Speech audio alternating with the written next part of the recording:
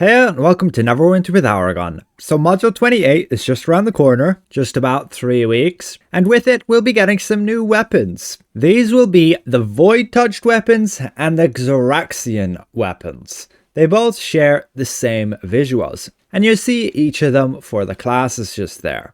Now unfortunately I cannot actually gain access to the weapons to test them specifically, but they've had some updates a few days ago and I've wanted to cover them and compare them versus other weapon sets that are in the game right now, even against Mirage in its current overperforming state. They have said they will reduce its effectiveness. When? Who knows? But for now, we're going to go and compare them versus everything else. These are the ranger weapons here. If we show by location, we can see that they'll be coming from the new dungeon, the Imperial Citadel.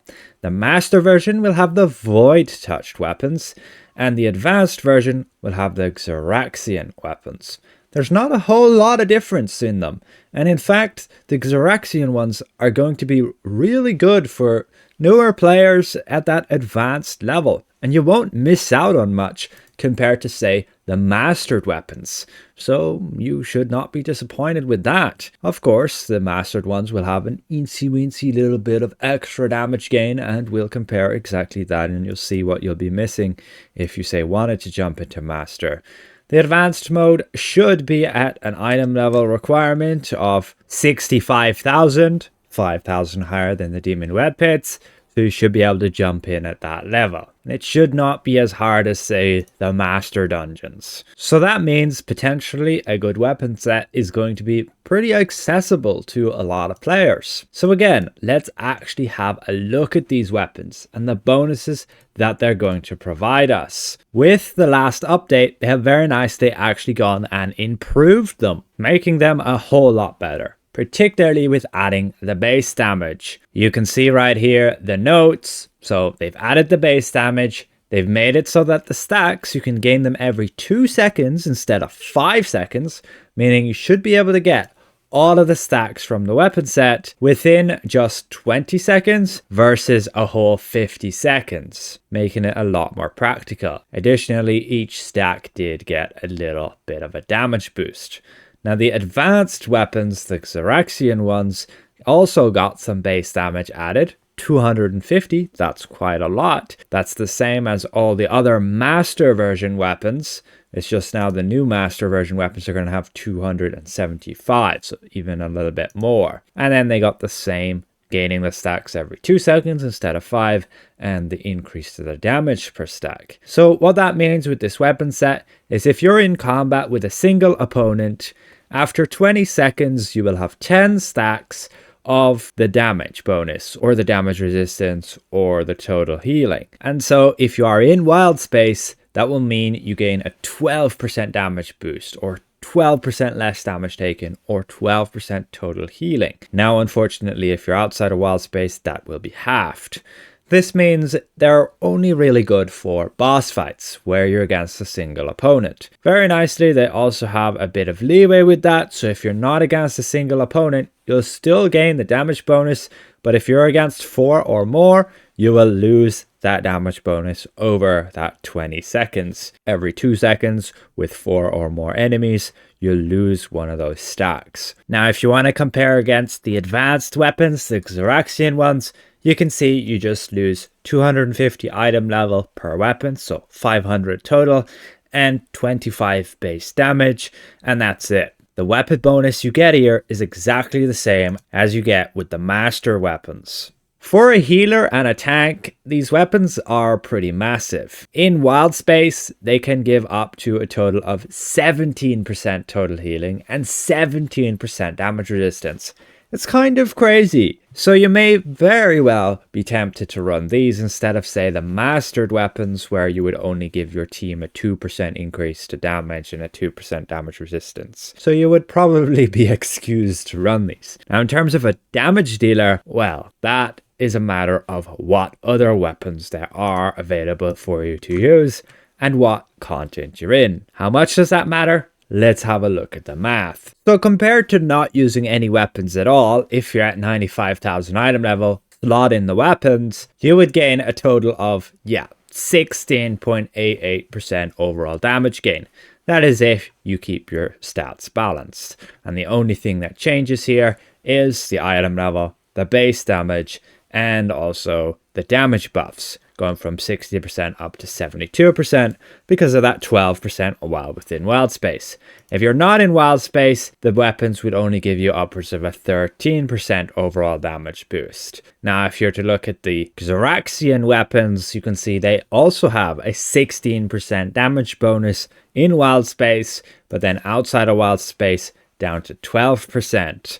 What this means then compared to other weapons like Weaver, Perfect weapons, Mirage weapons, even the Solarum weapons, we can see right here. So outside of wild space and not in Underdark, the perfect weapons would be the best if you can make use of the stats. Usually how you'll balance it is that you'd go from say 80% accuracy to 90% accuracy using the 10% stat gain through the perfect weapons. You'll just rebalance some things, whereas perfect weapons will give you crit and crit severity. It's just you'll be able to switch some things around and gain accuracy instead. It's usually how you would do it. But that would mean, yeah, perfect weapons can give that 14.63% as we see here damage, which is better than all the other weapon sets. The Void Touch, limited to single target, would still only give you this much maximum damage. Again, this is not in Underdark and not in Wild Space, so not exactly the best place for those new weapons. The Xeraxian ones only fall behind very shortly from the Void Touched ones. And then you have, following that, Stormforge, Solarum, Weaver, perfect weapons without the stats, and Mirage. Now, Mirage is a big different story. So Mirage weapons, when you compare, say, using just the weapons versus not having any weapons at all, you would gain that much damage because they also give you a slight damage boost for 10 seconds every 30 seconds. But the big thing with Mirage weapons is that they can allow you to deal additional damage with the clones. Now, this damage varies between the classes, and from what I found, it works out something like this. So you would gain an additional damage boost to the Mirage weapons based on this chart. So if you're a Bard, you'd gain 20% extra overall damage using the Mirage weapons, meaning, yeah, that would far outshine any of these because Mirage would be then 22.32% versus Perfect at only 14.6%. That's why Mirage is so powerful right now, and it is dependent on certain classes. Bard, Ranger, Rogue pretty much are the ones that get the most out of it. The rest of the classes down there 12% to just 10%. Paladin you can forget about because they aren't actually a true damage dealer. However, things change when we go to Underdark content and Wild Space content, as those weapons have their bonuses boosted in that content. Like the Void Touch weapons, these bonuses are doubled in Wild Space. What this results in the rankings in Wild Space is that the Void Touch weapons, and closely followed by the Xeraxian weapons, are going to be best in slot. Again, the caveat, you have to be in a single target boss fight without many enemies appearing. You do have some leeway with that. You could have 1 or 2 spawns, but as long as you have 20 seconds to get the stacks, you're good. We also have to test the stacks.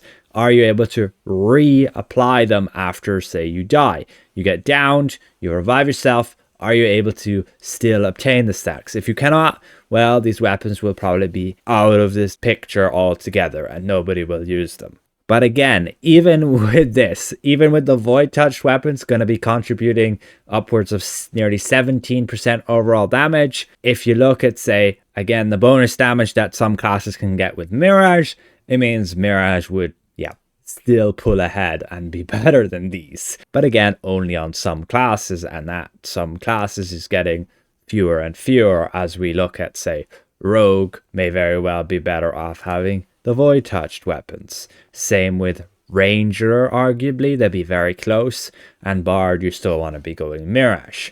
But keep in mind again, Mirage weapon is skill dependent. The less skillful you are, the more damage Mirage weapons will appear to provide you. I could be a terrible Bard player and get 40% of my damage from the Mirage weapons. Just because it's automatic damage, I don't have to do anything for it. Just cast 1 encounter power and let the clones do the rest. So yeah, these weapons potentially could be best in slot in wild space content. But the problem is, we have no current wild space content that is based on single target, meaning it heavily depends on the new dungeon, whether these weapons are going to be any good there. These are not something you want to use in, say, the Moondancer trial, because that trial is filled with lots of enemies who just spawn in all the time. So yeah, completely impractical to use these weapons in the new trial. So it's entirely dependent on the new dungeon,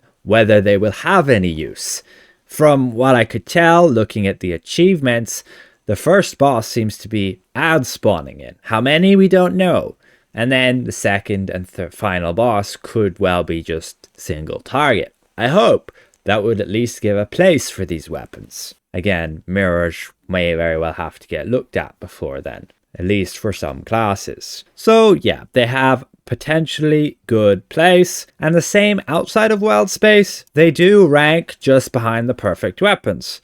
If you can cap all your stats, get them to 90% without the perfect weapons, then yeah, these would become best in slot just by the damage bonuses. So you'd be looking in Tower of the Mad Mage, Zariel, any of those trials, or even the boss fights in dungeons where there's just a single target. So they will definitely have a place. However, if you do look in Underdark content, you can see Stormforged weapons generally pull ahead. They do have pretty good burst damage if you can align the bonuses right, and even if you just have them on average, they're still very powerful. That is mainly because one of their tooltips is bugs and provides 10% damage versus just 5% as it says. But again, perfect weapons will still pull ahead if you need the 10% stats to max out. If you're not at all 90s, perfect weapons will still be better. So that ultimately sums it up. The new weapons are gonna look great. I would nearly just go for the weapons, just because of how cool they look. But hopefully they will be best in slot in certain situations.